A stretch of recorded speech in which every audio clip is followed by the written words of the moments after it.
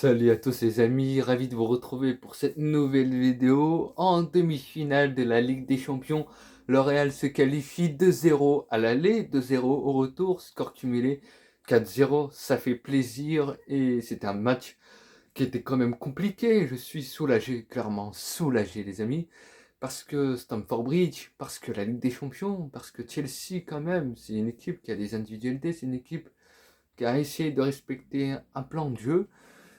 Wow, il y a des choses à dire. J'ai essayé d'être bref. Chelsea, bon, quand je vois la composition du Real, toujours le même problème. Les espaces, les occasions de Chelsea viennent par Camavinga. Camavinga qui n'est pas à latéral gauche. Je vais me répéter encore une nouvelle fois. Donc c'est mon premier point de la rencontre. Camavinga, latéral gauche, c'est fébrile. Ça passait beaucoup trop facilement. Il y a eu des centres, des débordements de la part de Chelsea. La Ligue des Champions, ça se joue sur les détails. Voilà, c'est Chelsea a eu plusieurs occasions nettes. Et là, on a eu un grand Thibaut Courtois. Il faut lui dire merci. Merci Thibaut Courtois. Merci à Chelsea aussi d'avoir une attaque aussi pauvre, d'avoir euh, un manque de repères clairement d'un point de vue offensif. Voilà, donc Kamavinga qui a été dépassé, Kamavinga qui s'est retrouvé en face à face. Donc face à Rhys James, qui est un piston, qui n'est pas un offensif, mais c'est limite le meilleur attaquant de Chelsea. Je l'ai dit lors de la vidéo débrief du match aller. Et on a un petit déplacement de fonction de N'Golo Kanté, qui a découvert un nouveau poste. Alors lui, décidément, c'est un poison. Ailier gauche qui a voulu tenter, qui a essayé en tout cas de déranger, de faire mal à Kamavinga. Kanté qu'on a vu sur la première partie de la première période, globalement, un peu comme étant le deuxième attaquant à la réception de centre. Mais le problème, c'est que ce n'est pas du tout son profil. On a souffert, on a subi lors de la première mi-temps, globalement dans une maîtrise collective. Mais cette maîtrise collective, comme elle s'acquiert par le fait que Chelsea n'a pas de tueur devant. Voilà, ils n'ont pas une attaque très bien organisée et ça a pu faire très mal.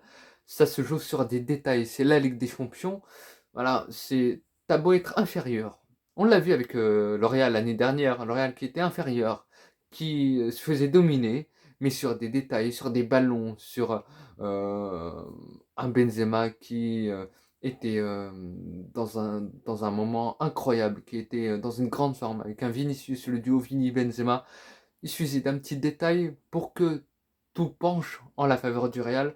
Bah, ça aurait pu être de la même manière du côté de Chelsea, mais à la différence que Chelsea a mis beaucoup d'intensité, enfin beaucoup d'intensité.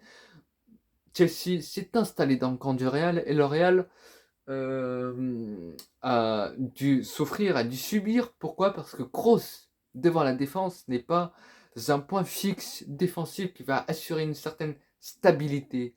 Balle au pied, ça peut faire du bien, mais voilà, il a manqué ce Casemiro l'année dernière qui va amener cette consistance vraiment au niveau du milieu de terrain. C'est pour ça que le Real a subi pour moi. Voilà, bon, il y a eu des tempêtes, clairement. Il y a eu des passages compliqués de la part du Real à maîtriser. Surtout les 15 premières minutes de la seconde période, globalement. Ça n'a pas été facile, hein, bon sang, ça n'a pas été facile. Avec une polémique, peut-être. Alors, je n'ai pas regardé les réseaux sociaux, mais on pourrait attribuer à Militao un deuxième jaune, synonyme d'expulsion, carton rouge. Quand bon, je sais plus qui passe devant Militao, mais c'est vraiment une situation dangereuse où il est à l'entrée de la surface de réparation. Bon, pour moi, honnêtement, objectivement, pour moi, il n'y a pas faute. Il n'y a pas faute de Militao, parce que Militao, j'ai rien fait. Voilà, donc pour moi, ce serait un peu trop sévère de mettre un deuxième jaune synonyme de rouge, en fait. En fait, l'arbitre fonctionne mentalement, c'est un être humain comme tout le monde.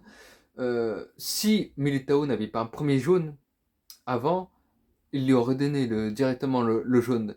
Mais il va réfléchir à la conséquence de son acte. Et là, un rouge, ça aurait été un peu trop sévère à mon goût. Mais bon, ça pouvait être jaune, hein, ça pouvait être rouge au final.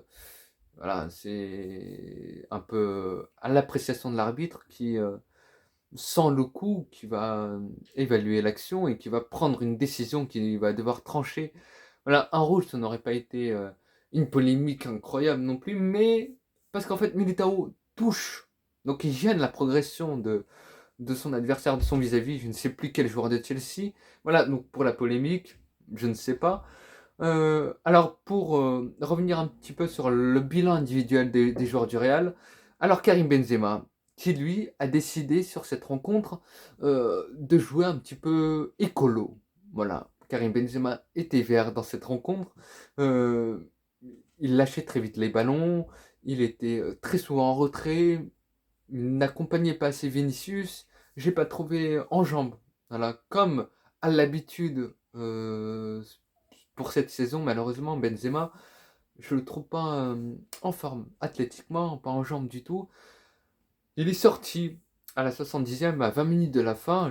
J'espère qu'il n'est pas blessé. Bon, je pense qu'il a été frustré de voir son numéro sur le tableau d'affichage pour sortir en fait. Donc ça veut dire qu'il n'est peut-être pas blessé, enfin je ne pense pas, mais physiquement je l'ai trouvé diminué. Ancelotti l'a très bien compris, et le changement a fait du bien. J'ai trouvé un Valverde excellent, mais l'action, la séquence collective, quand L'Oréal met le premier but, L'Oréal est dans une maîtrise, L'Oréal fait tourner, L'Oréal sait jouer, et quand il mène tout simplement à 3 buts d'avance, voilà, c'était plié dès la 60e. Alors je ne me suis pas inquiété lors de la seconde mi-temps, même si Chelsea a essayé de pousser pour sauver l'honneur. On a eu un Rodrigo qui va de son doublé. Rodrigo, le débordement pour le premier but, incroyable. Vinicius, que j'ai senti diminuer. Il a eu une gêne musculaire, un inconfort musculaire qui l'a fait manquer le dernier match contre Cadiz en Liga. Et là, il était de retour, mais je l'ai trouvé un peu diminué. Je l'ai trouvé un peu moins bon, un peu en dessous. Physiquement, j'ai l'impression que c'est le cas, parce qu'il ne répète plus les mêmes courses qu'il fait d'habitude. Il ne propose plus la même intensité quelque part sur ce match. Donc voilà, bon, on a eu quand même Vini Benzema que j'ai trouvé un petit peu en dessous. Et Rodrigo, lui, qui a été très juste, très actif, qui pour moi a été le meilleur attaquant du Real Madrid sur cette rencontre. C'est lui qui va de son doublé. Et parlons de son deuxième but. Valverde est magnifique sur cette action. Un petit décalage. Rodrigo qui n'a plus qu'à finir au fond. Petit laps de temps, il attend. Hein. Voilà. Petite provocation. Hein. Je ne sais pas ce qu'il veut faire. Mais ça m'a fait marrer, c'était marrant, parce que L'Oréal était tout simplement supérieur dans la maîtrise et tout. Maintenant, dans l'approche, évidemment que L'Oréal a dû subir, et l'homme du match, pour moi, ça peut être Rodrigo, évidemment, parce qu'il a mis son doublé, et je pense que c'est lui, peut-être, l'homme du match, je ne sais pas. Mais l'homme du match pour moi, et c'est celui qui fait son meilleur match de la saison, c'est Thibaut Courtois. Impérial, impeccable dans les duels, et sa parade, mais il grimpe comme un chat en fait. Moi, le chat, le El Gato de Real Madrid, qui m'a impressionné ces dernières années, c'est Keylor Navas, quand il était gardien, hein, il avait cette agilité, cette capacité de rebond, cette capacité à sauter dans les airs dans une fraction de seconde hyper rapide, tout simplement. Et la Courtois qui vient, qui va se jeter en fait, parce qu'il est gêné par Militao, il me semble. Et là, il est en confiance. Il enchaîne les parades. Il est très très rassurant. Donc Courtois, très très bon match de sa part. Et c'est peut-être celui qui sauve le Real et qui permet au Real Madrid de gagner cette rencontre. Parce que si Chelsea met le premier but, tout change dans cette rencontre. Voilà. Quoi d'autre? Militao qui est suspendu face à City. Bon, alors City, les amis, je pense que c'est fini.